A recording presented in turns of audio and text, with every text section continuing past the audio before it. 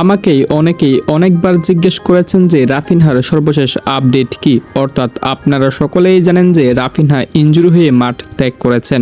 এখন রাফিনহা কোন ম্যাচে মাঠে নামবে? রাফিনহা কি বিশ্বকাপ থেকে ছিটকে গিয়েছে? এমন কিছু প্রশ্ন এখন ব্রাজিলিয়ান ফ্যানদের মনের মধ্যে চলছে। তাই সকলের প্রশ্নের উত্তর দিতে আসছি এই ভিডিওতে।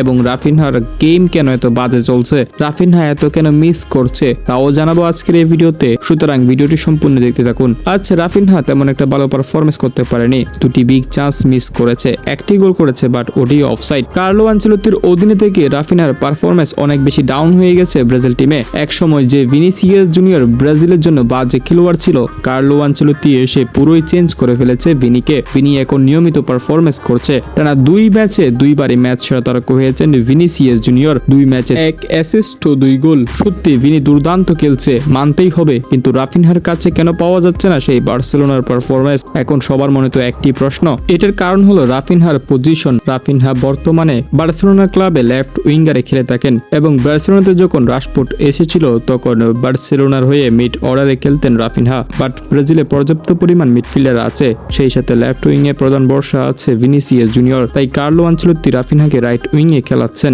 যে উইং এ অনেক মাস যাবত খেলে না রাফিনহা। অর্থাৎ বার্সেলোনাতে পার্মানেন্ট ভাবে লামিন ইয়ামাল ওই পজিশনে খেলার কারণে রাফিনহা ওই পজিশনে খেলেন না। আর এদিকে ব্রাজিল টিমে এসে তাকে ওই পজিশনটা সামলাতে হচ্ছে। সো রাফিনহার উপর কিছুটা চাপ আসছে এই কারণে। আর ব্রাজিল টিমে বর্তমান এস্তেভাও উলিয়ানো ইনজুরিতে আছে। সো রাফিনহাই থাকবে শুরুর একাদশ থেকে প্রধান দায়িত্বে রাইট উইং, এটা সবাই জানে। বাট আপনাদেরও জানতে হবে যে রাফিনহা বার্সেলোনাতে কিন্তু এই পজিশনটাতে আর খেলেন না। হঠাৎ করে যখন ব্রাজিল টিমে এই পজিশনে খেলবেন, একটু তো গেম প্লের মধ্যে চেঞ্জ আসতে পারে। ঠিক এটাই হচ্ছে এখন রাফিনহার সাথে। আর রাফিনহার ইনজুরি আপডেট নিয়ে কার্লো আনচেলত্তি বলেছেন রাফিনহাকে স্বস্তি মনে হচ্ছে, তেমন বড় কিছু হয়নি, তবে সরাসরি দেখে বলা যাবে না। কার্লো আনচেলত্তির মতে রাফিনহাকে মেডিকেল টেস্ট করানো হবে এবং প্রাপ্ত ফলাফলের উপর ডিপেন্ড করবে রাফিনহার এই বিশ্বকাপের যাত্রা।